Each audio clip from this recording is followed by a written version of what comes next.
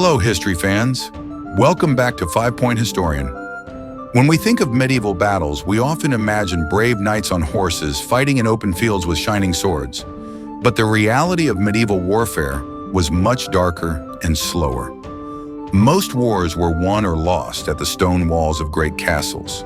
A siege was not just a fight. It was a long, slow, and terrifying nightmare for everyone involved, soldiers and civilians alike. To win, armies used psychological terror, biological weapons, and inventions that were truly cruel. Today, we are exploring the 5 most brutal medieval siege tactics. Before we look at these terrifying tactics, please like this video and subscribe to our channel. Your support helps us share these incredible stories from the past. Now let's start with the first biological weapon in history. 1. Biological warfare. The reign of disease. Imagine you are a soldier inside a castle. You have enough food and water. You think you are safe behind 20-foot thick walls. But suddenly something flies over the wall. It isn't a rock or an arrow. It is the rotting, smelly body of a horse that died from a terrible disease. This was one of the most effective and disgusting tactics of the Middle Ages. The tactic. Siege armies realized that if they couldn't break the walls with stones, they could break the people inside with germs. They used massive catapults called trebuchets to throw at dead animals, human waste, and even plague victims over the walls. The goal was to poison the water supply and spread sickness so the defenders would be too weak to fight. They knew that a virus could kill more men than 1,000 archers ever could. The real story. The Siege of Caffa, 1346.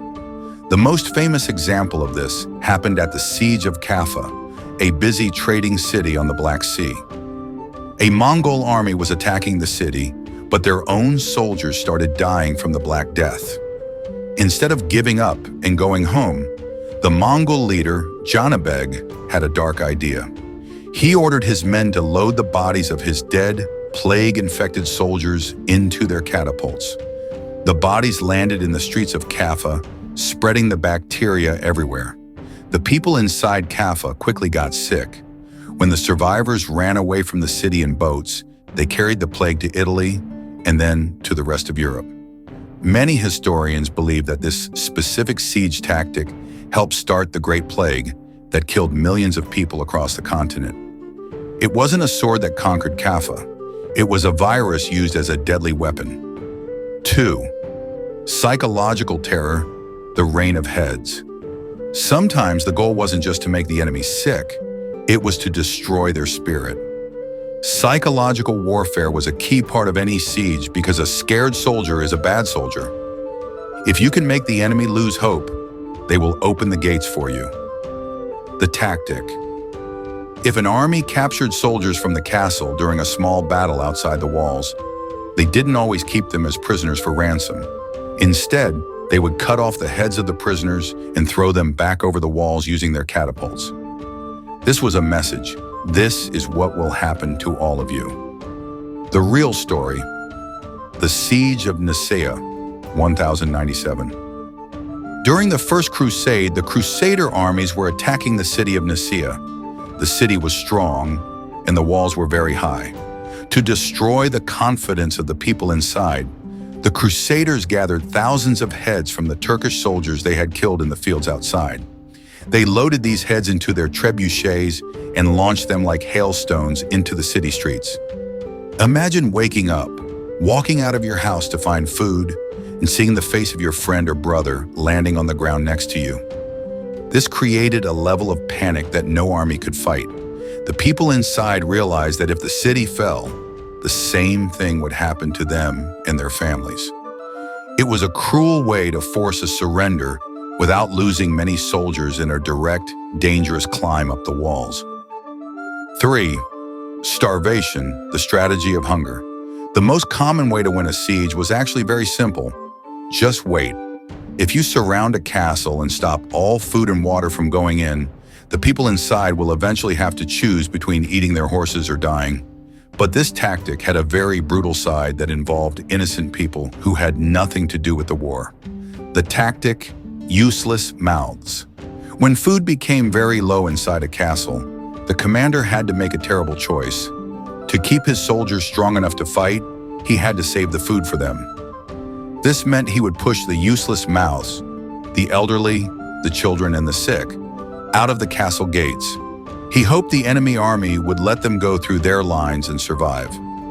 The real story, the Siege of Rouen, 1418. During the 100 Years' War, King Henry V of England surrounded the city of Rouen. After a few months, the people inside were so hungry they were eating dogs, cats, and even rats. The commander of Rouen forced 12,000 poor people out of the gates to save the remaining bread for his soldiers. But King Henry V was a cold leader. He refused to let these 12,000 people pass his army lines.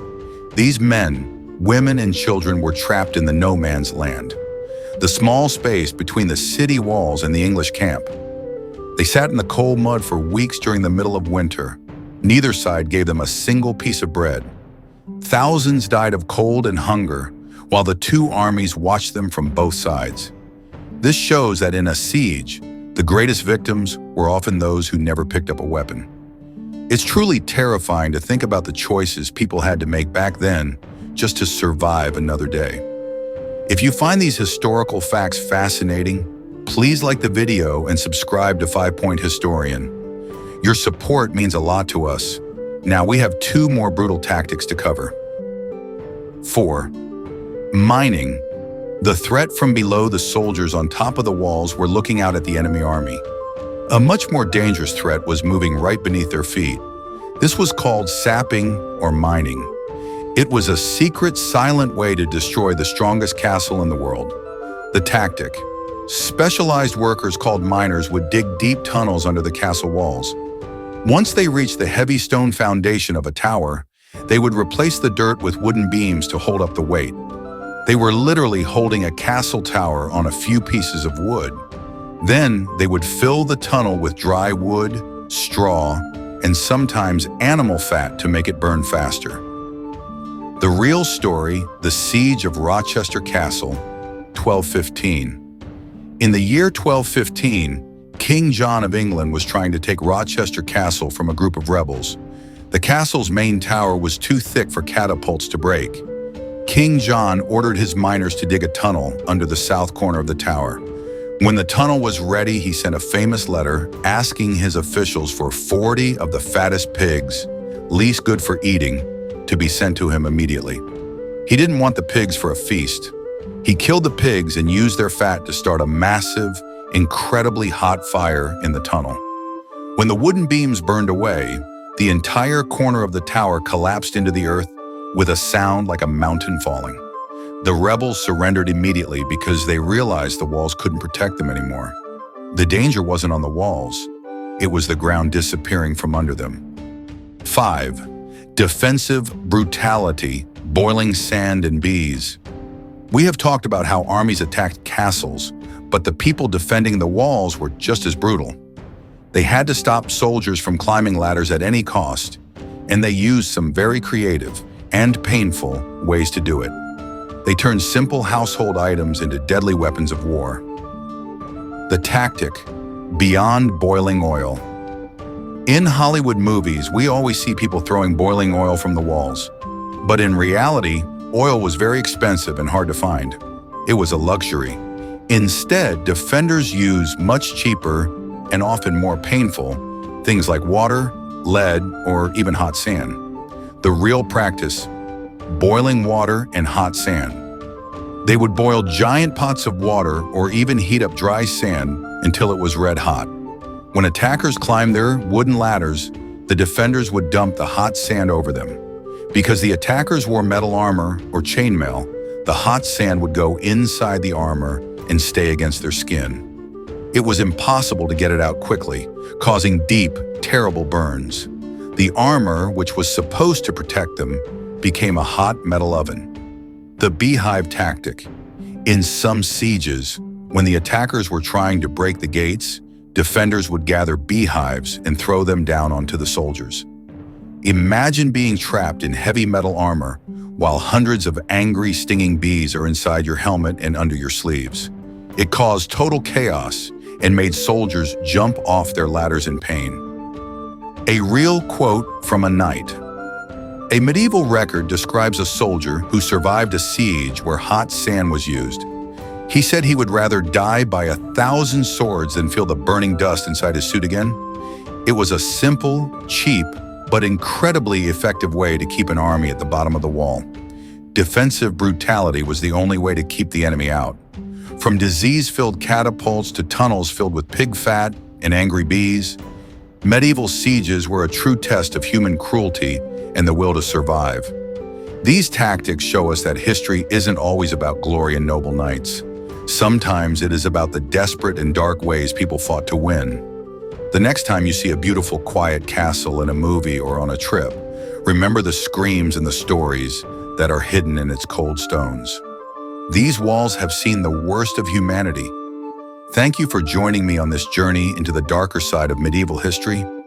Which of these 5 tactics do you think was the most terrifying to face? Would you rather face a trebuchet or a beehive? Let me know in the comments below. I love hearing your thoughts and reading your answers. If you enjoyed this video, please like and subscribe to 5 Point Historian.